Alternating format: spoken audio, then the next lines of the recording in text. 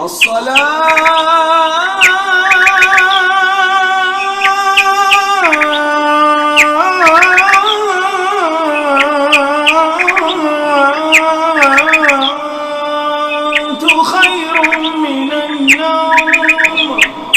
علیکم ورحمۃ اللہ وبرکاتہ۔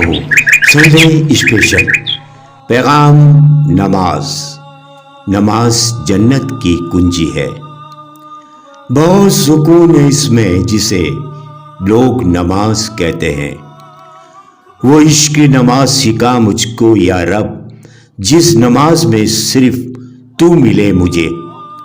ہر سنڈے ہم صرف نماز سے متعلق ہی اچھی باتوں سے آپ کو آگاہ کرتے ہیں تاکہ نماز میں کوئی غلطی یا بھول نہ ہو جائے اور اپنی نمازوں کو ہم درست کر لیں، کیونکہ ذرا سی بھول یا غلطی سے نماز قبول نہیں ہوتی۔ مسلمانوں پر یہ نماز 5 وقت فرض ہیں جو اللہ کی یاد اور عبادت کا بہترین ذریعہ ہے، جو ہر زمانے میں ہر نبی کو عطا کی گئی۔ دین اسلام میں جس طرح ہمارے آخری پیغمبر رسول صلی اللہ علیہ وسلم نے اس کے پڑھنے کا طریقہ سمجھایا، وہی آج تک مسلمانوں میں رائج ہے اور یہی نماز کی اصل صورت ہے۔ ایک حدیث کے روایت میں ہے کہ نبی کریم صلی اللہ علیہ وسلم کے کئی صحابی بیٹھے تھے، وہاں نبی کریم صلی اللہ علیہ وسلم کا ذکر ہوا نماز کا، تو حضرت ابو حمید رضی اللہ عنہ نے کہا، میں نے نبی کریم صلی اللہ علیہ وسلم کی نماز کو خوب یاد رکھا ہوا ہے۔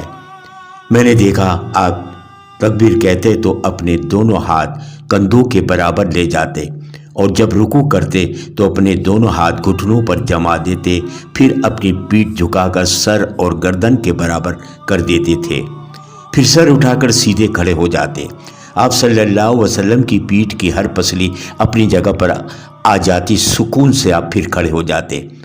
جب سجدہ کرتے تو دونوں ہاتھ زمین پر رکھتے، بازوؤں کو نہ تو زمین پر بچھاتے اور سمیٹ کر پہلو سے لگاتے، اور پاؤں کی انگلیوں کی نوکیں قبلہ کی طرف رکھتے۔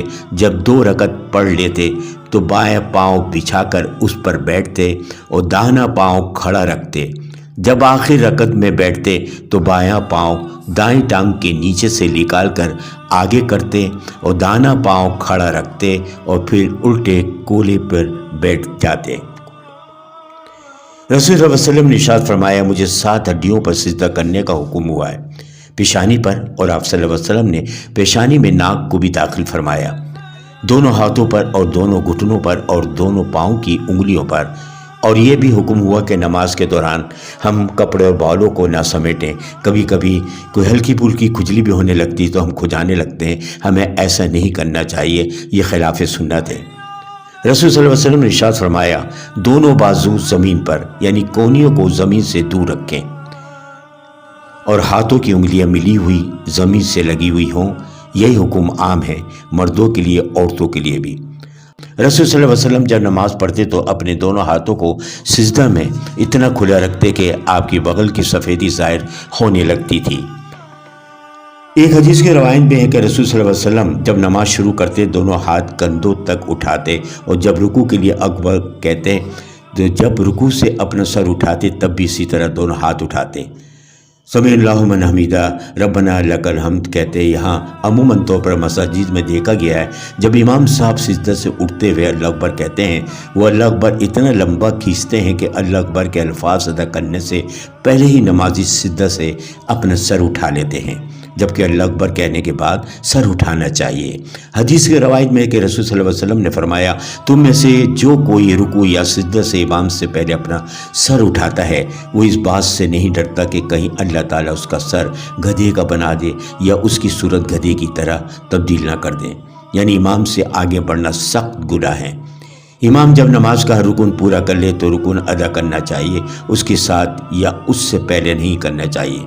رسول صلی اللہ علیہ وسلم نے فرمایا کہ یہ امام تمہیں نماز پڑھاتے ہیں، اگر ٹھیک پڑھائیں گے تو تمہیں اور انہیں دونوں کو ثواب ملے گا، اگر وہ غلطی کریں گے تو بھی تمہاری نماز کا تمہیں ثواب مل جائے گا، غلطی کا بوال امام پر ہوگا۔ اس لیے نماز ادا کرنے کا جو طریقہ ہے اس پر عمل پیرا ہونا لازمی ہے۔ بہت سے جلد بازی میں مظاہرہ کرتے ہوئے وقت اللہ اکبر کہتے ہوئے پورا بھی نہیں کر پاتے اور پہلی سجدے میں چلے جاتے ہیں، رکوع کر لیتے ہیں، جو سراسر غلط ہے۔ آج بس اتنا ہی۔ آئندہ سنڈے نماز کے سلسلے میں اور اچھی باتیں لے کر حاضر ہوں گے۔ ہمارے یہی مقصد ہے کہ نماز میں ہم سے کوئی غلطی یا بھول نہ ہو جائے اور ہم اپنی نمازوں کو درست کر لیں۔ تبھی کہتے ہیں کہ ابھی وقت ہے اپنے معاملات درست کر لیں، ورنہ نماز سے نہ کہیں مجھے کام ہے، بلکہ کام سے کہیں کہ مجھے نماز پڑھنی ہے۔ دعاؤں کا طلبگار سید محمد سلیم جلالی۔